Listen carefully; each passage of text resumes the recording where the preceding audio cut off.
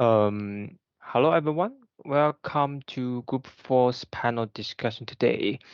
And our panel title is Algorithms vs Agency Deconstructing the Digital Mental Health Crisis. And this discussion matches the UN's Sustainable Development Goal 3, the good health and well-being, which focus on protecting young people's mental health. And our central contestable question will not be changed today. Does social media design actively harm young adults' mental health, or does the fault lie with how we choose to use it?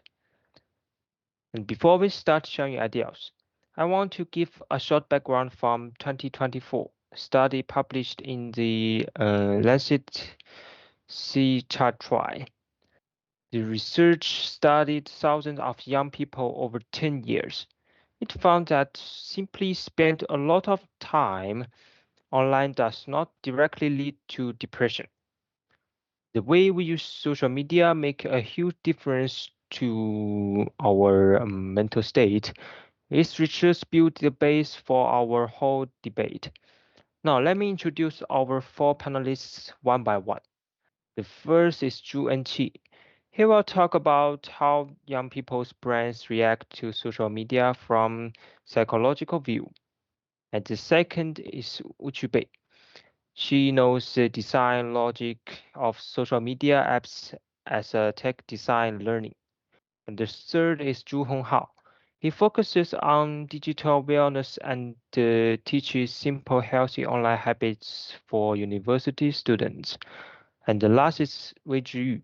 He analyzed the social pressure and focusing young adults to stay on social media all the time. And each panelist has exactly 2 minutes to state your quote opinion with research support. And Zhu Enqi, you may speak first. Okay, thank you, Li Yuetong. My clear position is that social media designs activity harms young adults' mental health. According to a 2023 research by the American Physiological Association, the prefrontal context, the part of our brains that controls self-control and emotion, only fully develops after we turn 25. Most university students are under 25, so our ability to control ourselves online is not fully ready. Social media use endless scrolling, random like notification and short video logs to make our brain produce dopamine continuously. The design trap us easily. Long time exposed to these built-in functions cause poor sleeps, higher stress levels, and last excessively. When we feel upset after scrolling all night, it is not our own mistake. The harmful design inside the platform is the main cause. I fully agree with Junqi's opinion, and I will explain this from the product design side. A 2021 official report from the Center for Human Technology points out that functions like pull to refresh and pop-up push notifications copy the reward rules of slot machines. All social media companies run on the attention economy. Their biggest goal is to make users stay online as long as possible to get more advertising money.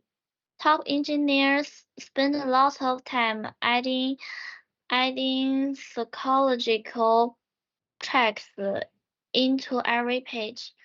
Uh, it's really unfair to blame tired college students for getting addicted. They face carefully designed traps every time they open the app. The predatory design instead of users should take all the blame.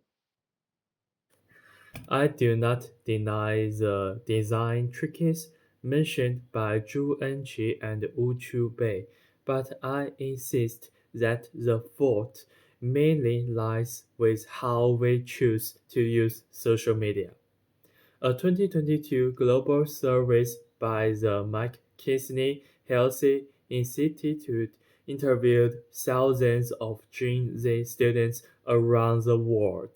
The result shows social media brings many good results if we use it in planned ways, such as making new friends, sharing our works, and learning new knowledge.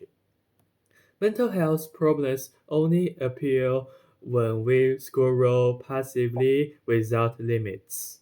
If we turn off useless notifications, clean our flow list, and set dirty screen time limits, our anxiety feelings will drop a lot. Social media is just a natural ways it influence totally depends on our personal choice. Okay, I think we cannot talk about personal choice without thinking about whole social environments.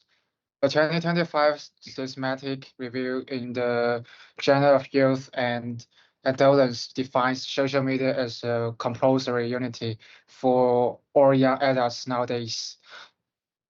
We have to use these apps for group homework, discussions, cross announcements, daily friend communication, and all kinds of campus activities. If you decide not to use social media, it will be separated from your social circle. Loneliness caused by social isolation is one top reason for youth depression. In this situation, saying we can freely choose how to use social media is almost an illusion. Young people have no choice but to stay online and bear all the mental pressure brought by platforms. All right. Thank you for panelists for finishing your statements on time. Now we move to our 8 minutes open exchange session. We can ask questions, challenge ideas, or add new points based on what others just said. Zhu Honghao, Zhu Enqi, and Wu Qubei and Wei Zhiyu all says personal choice is limited by platform design or social pressure. Could you share your response to this opinion, Zhu Honghao? Yeah, I know social media is a necessary tool for our school life, just like what Wei Zhiyu's 2025 study described. But there is a clear difference between using apps for study and scrolling short videos for fun without control.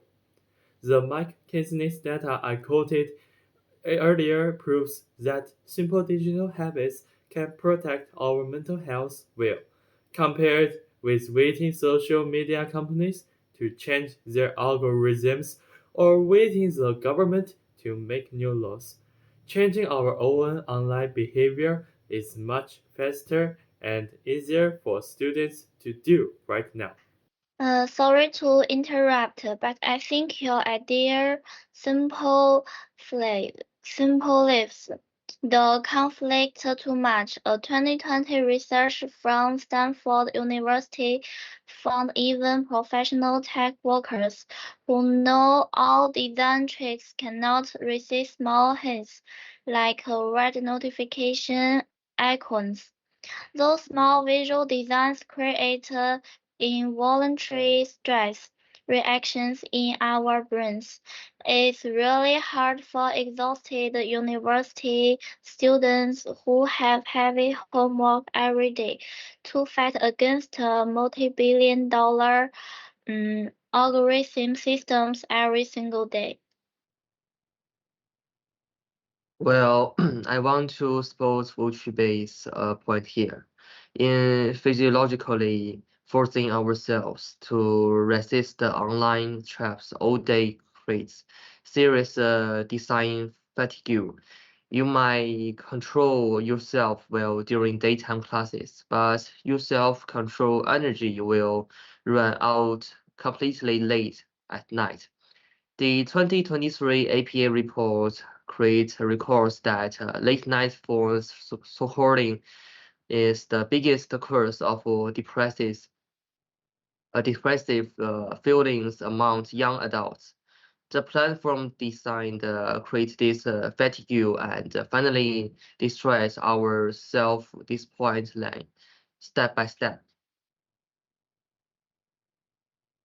Okay, thank you, Junqi. And now I want to ask Weiju a question from the sociological angle. Do you believe those simple digital wellness rules Zhu Honghao talked to about really solve the students' mental problem? Honestly speaking, those personal self-help rules cannot fix the systemic public health problem. I can take a 2024 report from the London School of Economics as evidence. It says students who cut down screen time alone will miss all casual friend talks and small offline gatherings. Even if you follow strict online limits, you may feel lonely and disconnected from your friends. You only trade online anxiety for social loneliness, which does not improve your mental health at all. But what practical solutions do we have if we do not rely on personal habits? Making new policies and forcing companies to redesign apps will take several years, during which students still suffer from bad mental states. Our group's 2025 youth workshop connected real students' feedback. We found if a whole friends group makes shared online rules together, such as no homework messages after 10 p.m., peer pressures will help everyone keep healthy usage habits. Connective users agencies can improve compose digital cultures immediately. Group rules sounds great in theory, but algorithms will work against users' efforts.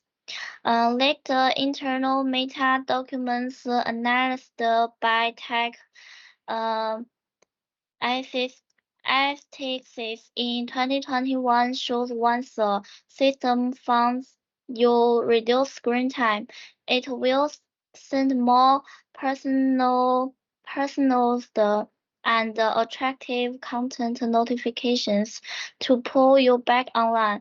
The machine actively breaks our wellness boundaries. I totally agree with Su Bei. The relation between Optimus and the young people's brains is always adversarial. We are in a one-set fight, and we cannot win only by our own vapor. Okay, we have around 1 minute left for this. No, maybe we have a lot of times, but could you give us your final short thoughts on this for complete? Sure. All the discussion today proves that personal adjustment alone cannot solve the problem. Without official policy limits and industry structure changes, individual self-control cannot survive in the tossing digital environments. All right. So for our discussion, now I will make a short closing summary. I will not force all panelists to reach the same conclusion, but I will sort out our shared agreement and our biggest inconceivable difference clearly. The first, the one point we all four agree on, every panelist admits the current social media ecosystem brings upwards mental health risks to the young adults. All of us believe this bad online environment stop us from achieving the mental health targets of SDG 3. Um, None of us think today's social media space is safe for university students. Second, our biggest irreconcilable difference.